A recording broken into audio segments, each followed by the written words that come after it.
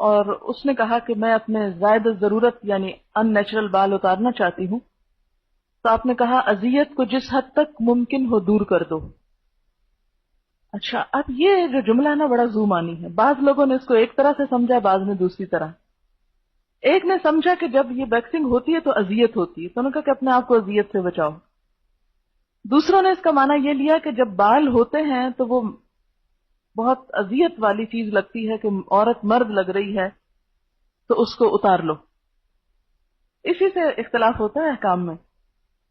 اب یہ ہے کہ جہاں تو بالکل ان نیچرل قسم کے ہارمون کے چینج کی وجہ سے ایک مردانہ لک آ رہی ہے، بازوؤں میں یا پاؤں میں اتنے لمبے لمبے کالے بال لٹکے ہوئے نظر آ رہے ہیں کہ جس سے عورت کے پاؤں عورت کے نہیں نظر آ رہے، مرد جیسے نظر آ رہے ہیں، تو ایسی صورت میں تو اتار دینے چاہیے. یا اپر لپس پہ یا چن، یہ تمام چیزیں تاکہ عورت لگے. لیکن پنڈلیوں پہ بھی آپ کراتے ہیں تو گھٹنے مت دکھائیں، گھٹنا عورت کا بھی عورت کے سامنے نہیں کھلنا چاہیے. اور باقی حصے بھی جو سطر میں آتے ہیں وہ آپ نہیں دکھا سکتے. عورت کی چن پہ یا اپر لپس پہ بالوں کا ہونا یہ مردانہ پن کی علامت ہے اور ایک بیماری ہے. اگر کوئی اس بیماری کو دور کرواتا ہے، مثلا وہ ایک پرماننٹلی بال ختم کرواتے ہیں، میں نے کسی کو کرتے ہوئے بھی دیکھا ہے جس میں بالوں کی جڑیں جلا دی جاتی ہیں، کوئی حرج نہیں، کیونکہ یہ مردانہ پن ہے. ایک عورت نہیں لگ رہی، مرد لگ رہا ہے، تو مردوں کی مشابہت سے ویسے بھی منع کیا گیا، عورت کو عورت لگنا چاہیے. یا بال ہیں اور عورت اس میں تکلیف محسوس کرتی ہے کہ ان بالوں کو اتارے، تو اگر وہ بلیچ کر لیتی ہے کہ وہ چہرے کے رنگ کے ساتھ ہو جائیں تو وہ یعنی عورت کو عورت لگنے میں مدد دے رہے ہیں. اچھا، اسی طرح اگر بازوؤں پہ ہاتھوں پہ ایسے بال ہیں کہ جو عورت کی لک کو مردانہ بنا رہے ہیں، جیسے آپ صلی اللہ علیہ وسلم نے اس عورت کا ہاتھ دیکھ کے کہا تھا کہ پتہ نہیں یہ عورت کا ہاتھ ہے یہ مرد کا ہاتھ ہے، مہندی نہیں تھی تو، ہے نا. اسی طرح اگر بازو پہ اتنے بال ہیں کہ جو وہ عورت نہیں لگ رہی، الٹا مرد لگ رہے، تو مردوں کے عموماً گھنے بال ہوتے ہیں، تو ایسی صورت میں ان بالوں کو ریموو کرنا جو ہے کہ جس میں عورت نظر آئے اس میں حرج نہیں. لیکن کوئی بھی پرماننٹ نقش و نگار، جیسے وہ بھووں کی اصل شیپ کو بدل کر کچھ سے کچھ یا ساری اتار کے تو اپنی مرضی سے پینسل لگا کے ایک نئی شیپ دینا، یہ سب اس میں آ جاتا ہے. ہاں، بھویں مثلا یہاں سے دو جڑی ہوئی ہیں، تو اب یہ کیا ہے کہ یہ ایک اوریجنل عورت کی شکل نہیں ہوتی، ایک بیماری آپ کہہ سکتے ہیں. تو اس میں اگر ان کو الگ کر لیا جائے تو وہ فطرت پر لانا ہے، فطرت میں تبدیلی نہیں ہے. فطرت میں تبدیلی کیا ہے کہ اصل سارا کچھ اتار دیا آپ نے اور اپنی مرضی سے لگایا، اور یہ جو دو جڑے ہوئے ہیں ان کو الگ کرنا فطرت میں تبدیلی نہیں، فطرت پر لانا ہے. تو یہ ایک اصول کے طور پر سمجھ لیں کہ کوئی بھی ایسی چیز جو فطرت پر لانے میں مدد دے رہی ہے، اگرچہ وہ کچھ چینج کا تقاضا کر رہی ہے تو کوئی حرج نہیں. لیکن اگر وہ اللہ کی ساخت، جیسے فَلَا يُغَيِّرُنَّ خَلْقَ اللَّهِ میں پیچھے آپ پڑ چکے ہیں، اللہ کی ساخت تو بدل رہی ہے تو وہ درست نہیں. آنکھوں کے درمیان سے بال کیا مرد بھی نکال سکتے ہیں؟ ان کو مرد ہی رہنے دیں. کچھ لوگ کہتے ہیں کہ پیریڈز کے دوران تھریڈنگ ویکسنگ نہیں کرا سکتے، اس کی بھی کوئی دلیل لائیں. ہر وہ چیز جس پہ آپ نہیں کا فتویٰ دے رہے ہیں، پہلے بھی میں نے آپ کو بتایا تھا کہ الاصل فی الامور الاباحہ، ہر کام کی اصل کیا ہے کہ یہ جائز ہے. جب آپ نہ کر رہے ہیں اس کے کہ جائز نہیں تو پھر آپ کو دلیل دینی پڑے گی، اور اگر دلیل نہیں تو اس کو جائز ہی رہنے دیں. اسی سے پچھلی قوموں نے بھی دین میں ناجائز سختیاں پیدا کی تھیں اور اس کی وجہ سے دین ناقابل عمل ہو گیا. دین کو نیچرل رہنے دیں، قابل عمل رہنے دیں، اس کی وسعت برقرار رکھیں تاکہ سب لوگ دین کے دائرے کے اندر رہیں. اگر ہر ایک کو باہر نکالتے جائیں گے تو پھر آپ خود ہی پرہیزگار نظر آئیں گے بس. پھر اسی طرح زینت کا جو ہے ذکر ہوا کہ جس سے انسان آرائش کرتا ہے اپنی، تو اس میں بھی غلو سے کام نہیں لینا چاہیے. اب یہاں سے کوئی یہ نہ سمجھے کہ قرآن تو کہتا ہے بیوٹیفائی کرو اپنے آپ کو، لہذا جس طرح چاہو کرو، یہ معنی نہیں ہے اس کا. کیونکہ بیوٹیفیکیشن میں بھی اللہ تعالیٰ نے اور اس کے رسول صلی اللہ علیہ وسلم نے کچھ حدود مقرر کی ہیں. مثلا حدیث میں آتا ہے لعن الرسول علیہ الصلاۃ والسلام الواشمۃ والمستوشمۃ والواشرۃ والمستوشرۃ، رسول اللہ صلی اللہ علیہ وسلم نے لعنت فرمائی ہے گودنے والی پر، گودوانے والی پر، دانتوں کو نوکدار بنانے والی پر، اور اس پر جو دانتوں کو نوکدار بنوائے.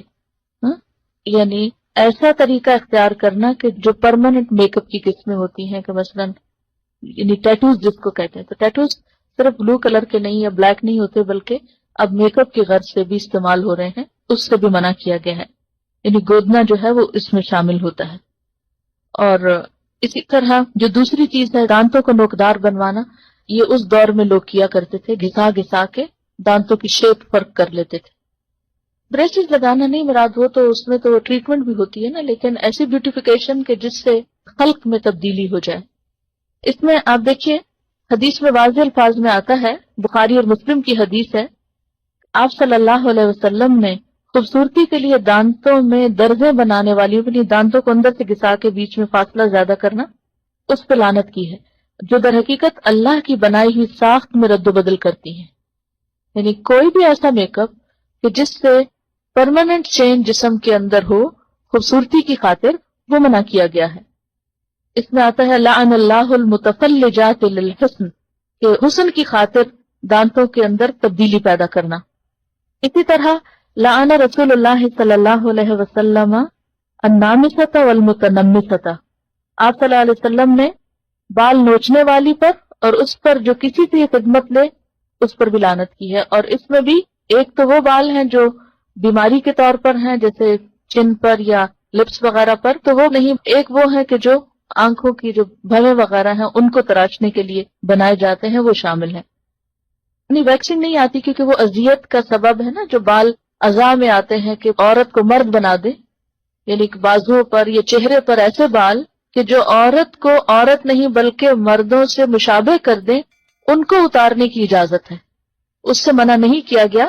بلکہ اس میں آپ دیکھیے کہ طبرانی کی روایت ہے کہ ابو اسحاق کی بیوی جو نوجوان تھی اور خوبصورتی کی شائق تھی، حضرت عائشہ کی خدمت میں حاضر ہوئی اور پوچھا کہ عورت اپنے شوہر کے لیے اپنے رخسار کے بال، رخسار کہتے ہیں نا چیکس کو، صاف کر سکتی ہے؟ حضرت عائشہ نے فرمایا اذیت کو ممکنہ حد تک دور کرو، کیونکہ یہ اذیت کا باعث ہے، یعنی عورت کے منہ پر بال جو ہیں وہ مرد کے لیے اذیت کا باعث ہے۔ تو یہ کتاب اللباس فتح الباری میں روایت آئی ہے، تو اس کی اجازت ہے۔ اسی طرح بالوں میں بال جوڑنا جو ہے، جوڑا بنانا یا بالوں کو کسی بھی طرح پیچ کر کے اس میں لگا کے خوبصورت بننا جو ہے وہ بھی منع ہے۔ حدیث میں آتا ہے، بخاری کی روایت ہے، اللہ تعالیٰ نے بال جوڑنے والی اور جڑوانے والی عورت پر لعنت فرمائی ہے۔ اور اس میں آپ دیکھیے کہ ان ساری جو احادیث ہیں ان میں ایک چیز مشترک ہے، اور وہ کیا ہے؟ لعنت کا لفظ، یعنی اللہ کی رحمت سے دور ہیں ایسے لوگ۔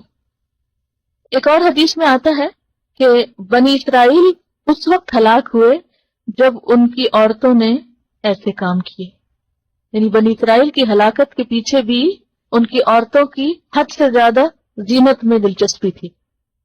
پھر اسی طرح ایک اور حدیث ہے جس سے پتہ چلتا ہے کہ بالوں کے اندر اگر کوئی جیسے دھاگے کے یا اون کے کوئی پیچز لگائے جائے تو منع نہیں ہے زینت کے لیے، جیسے چٹیا ڈالتے ہیں یا مہندی یا پراندہ یا وہ جو کلپس وغیرہ ڈالتے ہیں یا بیڈز ڈالتے ہیں، اس سے منع نہیں کیا گیا کیونکہ وہ پتہ چل رہا ہے کہ کوئی ایکسٹرا چیز ہے۔